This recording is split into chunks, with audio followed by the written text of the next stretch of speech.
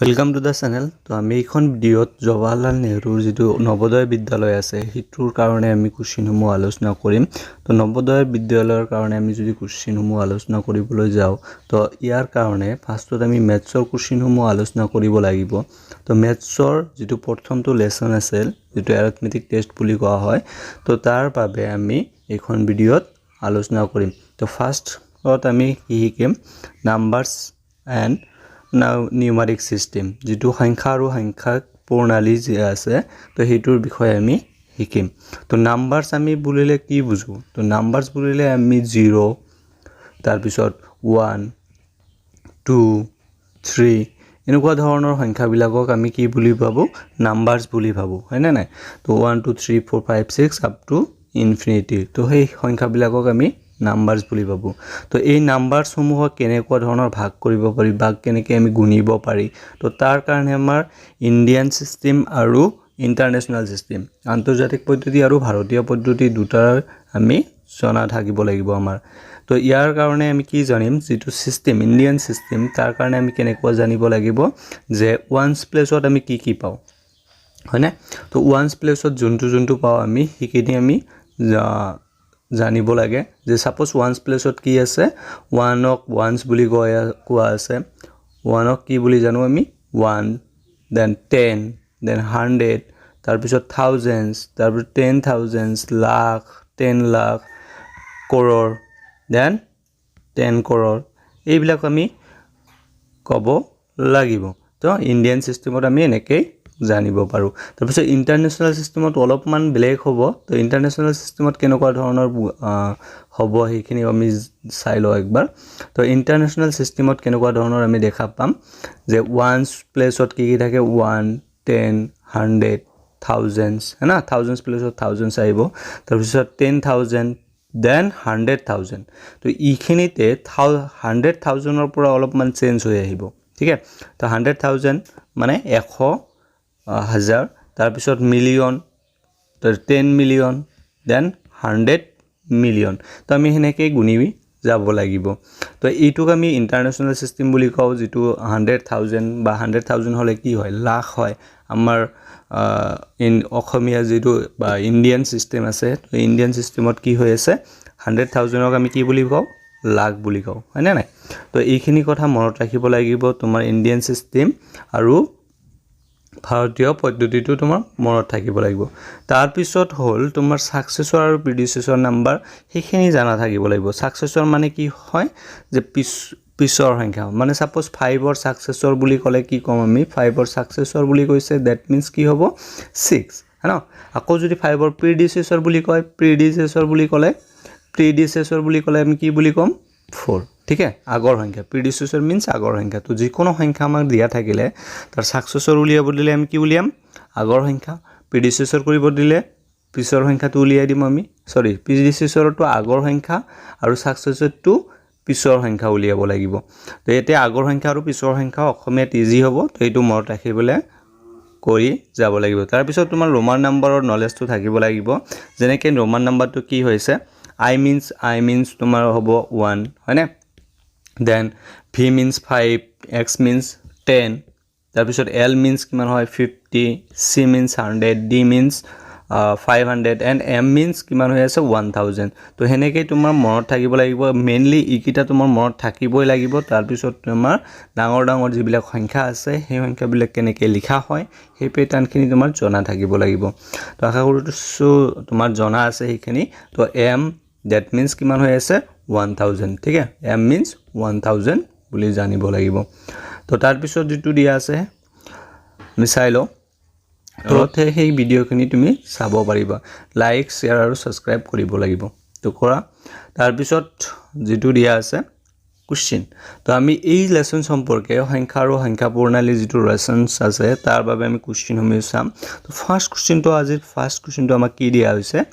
যে তলৰ উক্তিবোৰৰ ভিতৰত কোনটো শুদ্ধ মানে এইখিনি উক্তি যে আমাক দিয়া আছে তলৰ চাৰিটা উক্তি তো এই উক্তিবিলাকৰ ভিতৰত আমাৰ কোনটো শুদ্ধ হ'ব হেতু উলিয়াব লাগে তো শূন্য এটা অযুগ্ম সংখ্যা এটা কথা মনত ৰাখা শূন্যটো কি হয় অযুগ্মও নহয় যুগ্মও নহয় ঠিক আছে অযুগ্ম নহব যুগ্ম নহয় তো শূন্য এটা যুগ্ম সংখ্যা নহয় তো এইটো নহব তো শূন্য অযুগ্ম নহয় যুগ্মও নহয় তাৰপিছত শূন্য এটা প্ৰাইম নাম্বাৰ বা মৌলিক সংখ্যা বুলি ক'লে মৌলিক সংখ্যাও নহ'ব কাৰণ মৌলিক সংখ্যা ষ্টাৰ্ট ক'ৰ পৰা হয় 2 ৰ পৰা ষ্টাৰ্ট হয় হয়নে তো মৌলিক সংখ্যা ষ্টাৰ্টিং পইণ্ট 2 তো শূন্য মৌলিক সংখ্যা হ'ব নোৱাৰে তো এইটো কেনসেল তো লাষ্ট এটা অপচন বাছি থাকে ওপৰৰ এটাও নহয় তো আমি এইটো কাৰেক্ট বুলি ক'ম তো D will be the correct of this question তো নেক্সট কুৱেশ্যনটো চোৱা হিয়াৰ যে 5 ৰ স্থানীয় মানৰ যোগফল কিমান তো আমাৰ এটা সংখ্যা দিয়া আছে এই সংখ্যাটোৰ 5 ৰ যেটো স্থানীয় মান হ'ব সেই স্থানীয় মানটোৰ যোগফল কৰিব লাগে সো 5 ক'ত আছে ফাৰ্ষ্টত আছে তো ফাৰ্ষ্টত আমি 5 টো লিখিম তাৰ পিছত কি দিয়া আছে ফাৰ্ষ্টৰ 5 টো আমি লিখিলো ওকে তাৰ পিছত আমি 0 0 দি যাম মানে যিমান কয়টা সংখ্যা আছে সিমান কেইটা 0 দিম তো ইফালে পাঁচটা সংখ্যা আছে 5 ৰ পিছত তো পাঁচটা 0 দি দিম আমি ঠিক আছে চাৰিটা এই পাঁচটা 0 দি দিলো তাৰ পিছত আৰু কি আছে আৰু এটা 5 আমাক আছে ঠিক আছে এইখিনিতে আমাৰ এটা 5 আছে তো 5 ৰ পিছত কিমানটা 0 আছে এটা 0 আছে তো আমি এটা 0 দি দিলো তাৰপিছত এইখিনি যোগ কৰি দিলে কিমান পাম আমি 5 0 0 কিমান পাই আছো ওকে 0 then 5 then 0 হয়নে তো এইখিনি পাই যাম আমি ওকে তো 5005050 D number option আছে তো D will be the correct answer of this question ঠিক আছে তো নেক্সট কোশ্চেনটো চোৱা তো হিয়াৰ ইজ ইট পুনৰাবৃত্ত নকৰাকৈ 0 5 6 7 আৰু 9 ৰ অংকৰে গঠিত আটাইতকৈ ডাঙৰ সংখ্যা আৰু আটাইতকৈ সৰু সংখ্যাৰ মাজত পাৰ্থক্য কিমান তো এইকিটা আমাৰ ডিজিট দিয়া আছে বা অংক দিয়া আছে এই অংকৰে আমি আটাইতকৈ ডাঙৰ সংখ্যা কি বনাব পাৰিম তো ডাঙৰ সংখ্যাটো কি হ'ব 9 তাৰ পিছত 7 মানে অৰ্ধক্ৰমত লিখি দিলে হৈ যাব অৰ্ধক্ৰমত লিখিলে হৈ গল তো অৰ্ধক্ৰমত লিখি দিও আমি এখিনি হয়নে তো তাৰ পিছত যেটো সংখ্যা দিয়া আছে আমাক কি কৰিব লাগে সৰু সংখ্যা তো চোৱা সৰু সংখ্যাটো লিখাৰ আগতে তুমি শূন্যটো কেতিয়া আগত নিদিবা কাৰণ শূন্যৰ ভ্যালুটো আমি কাউন্ট নকৰো তো শূন্যতকৈ যেটো ডাঙৰ আছে হিটো আমি ইউজ কৰিম তো শূন্যৰ ডাঙৰটো আমি ইউজ কৰিলো তাৰ পিছত আমি কি কৰিম যেটো শূন্য দিয়া থাকিলে শূন্যটো দিম তাৰ পিছত তাতকৈ ডাঙৰ কোনটো দিয়া আছে হিটো দিম তাৰ পিছত তাতকৈ কি ডাঙৰ দিয়া আছে হিটো দিয়া তাৰ পিছত তাতকৈ ডাঙৰ কি দিয়া আছে হিটো দিয়া 9 অফ কোৰ্স হ্যাঁ তো 9 টো দিলো আমি তো এইখিনি হল আমাৰ সৰি সেকেন্ড ওকে এইখিনি দিয়া আছে আমাৰ 9 ওকে তো এইখিনিত যে আমাৰ কি উলিয়াব দিছে পাৰ্থক্য মিন্স কি হয় পাৰ্থক্য মিন্স হয় বিয়োগ ঠিক আছে তো পাৰ্থক্য মানে কি বুজাব বিয়োগ তো বিয়োগটো কৰি দিলে হৈ গল তো 5 0 - 9 কিমান হৈ আছে 1 তাৰ পিছত এইখিনিত কিমান থাকে 4 4 - 7 4 - 7 কি হয় 4 ৰ পৰা তো 7 মাইনাস নহয় হয় না তো এইখিনিত আমাৰ অপচনটো অলপমান ব্লেক দিয়া আছে তো অপচনটো কেনসেল হ'ব লাগিব তো এইখিনিতে চোৱা কি হৈ আছে তো 5 - 7 that means কিমান হৈছে 4 4 - 7 কিমান হয় 7 তাৰ পিছত এইখিনিতে 15 - 6 that is 9 তাৰ পিছত 6 then 9 - 5 4 so 46,971 will be the correct answer of this question তো এইটো আমাৰ কারেক্ট आंसर হ'ব ঠিক আছে তো এইখিনি অপচন গোটেইকেইটা অলপমান ব্লেক দিয়া আছে তো এইকেইটাৰ অপচনত নাহে তো এইটো আমাৰ কাৰেক্ট आंसर ঠিক আছে তো 46971 এইটো আমাৰ কাৰেক্ট आंसर হ'বগৈ তো নেক্সট কোশ্চেনটো চোৱা তো 5 মানে পাঁচটা অংকৰে গঠিত আটাইতকৈ ডাঙৰ আৰু আটাইতকৈ সৰু সংখ্যাৰ মাজৰ পাৰ্থক্য সো পাঁচটা অংকৰে গঠিত আটাইতকৈ ডাঙৰ সংখ্যাটো কি আছিল 9 9 ইয়াতে কিন্তু পুনৰাবৃত্তৰ কথা একো কোৱা নাই পুনৰাবৃত্তৰ কথা ক'লে যদি পুনৰাবৃত্তৰ কথা ক'লে হয় তেতিয়া হলে আমি নকৰিলে হয় 9 8 7 6 এনেকৈ লিখিলে হয় কিন্তু ইয়াতে অকল কৈছে কি পাঁচটা অংকৰে গঠিত আটাইতকৈ ডাঙৰ সংখ্যা দ্যাটস ওয়াই আমি কি কৰিম পাঁচটা 9 লিখি দিম ঠিক আছে তাৰ পিছত পাঁচটা অংকৰে গঠিত আটাইতকৈ সৰু সংখ্যা কি আছিল 1 0 0 0 0 হয়না পাঁচটা অংক হৈ গল তো ইয়াৰ মাজৰ পাৰ্থক্য মানে অলপ আগতে পালো আমি বিয়োগ তো বিয়োগটো কৰি দিম আমি এইবিলাক 0 ঠিক আছে তো 0 তো মাইনাস কৰিলে আমি কিমান পাই যাম 9 9 9 then 9 - 1 কিমান হৈ আছে 8 তো 8 তাৰ পিছত কেইটা 9 লাগে 4টা 9 তো 8 ৰ পিছত কিমানটা 9 লাগিব 4টা 9 তো তো এইটোৰ পিছত 4টা 9 আমাৰ দিয়া আছে নেকি নাই তো এইটো অপচনৰ ৰং দিয়া আছে আমাৰ তো অপচন কেইটা বাদ দি আমি এইটো কাৰেক্ট আনসাৰ বুলি কৈ দিম তো 5টা অংকৰে গঠিত আটাইতকৈ ডাঙৰ সংখ্যাটো কি পালো আমি 89999 that will be our correct answer of this question তো next okay এইটো হল তাৰপিছত এইটো 4টা অংকৰে গঠিত আটাইতকৈ সৰু সংখ্যা নিৰ্ণয় কৰা য'ত 9 দশক স্থানত থাকে সো 4টা অংকৰে গঠিত আটাইতকৈ সৰু সংখ্যাটো কি হৈ আছে আৰু 9 টো দশক স্থানত থাকিব লাগিব মানে 9 টো আমাৰ দশক স্থানত থাকিব লাগিব ইখিনি আমি 0 লিখিব লাগে আটাইতকৈ সৰু সংখ্যা উলিয়াব দিছে হয় না তো ইখিনি যদি 0 দিও আমি তো 3টা হৈ গল তাৰ পিছত ইফালে আমি 1 দি দিম তো এনেকুৱা ধৰণৰ সংখ্যা আমাৰ কোড আছে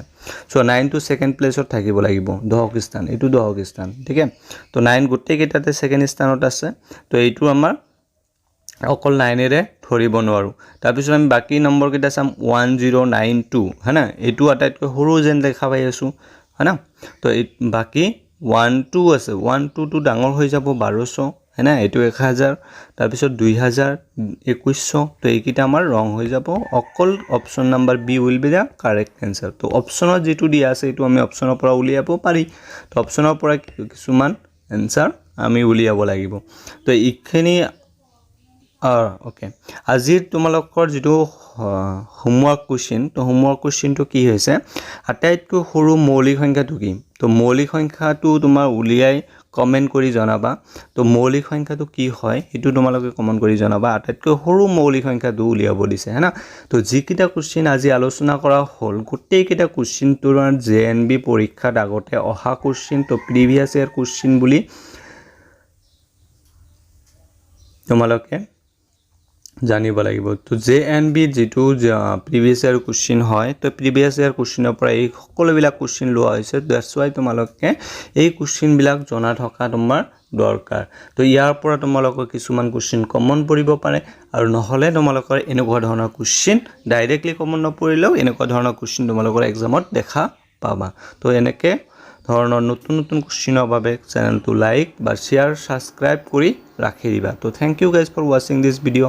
if you have any doubt then you can ask me on comment box তো thank you guys for watching this video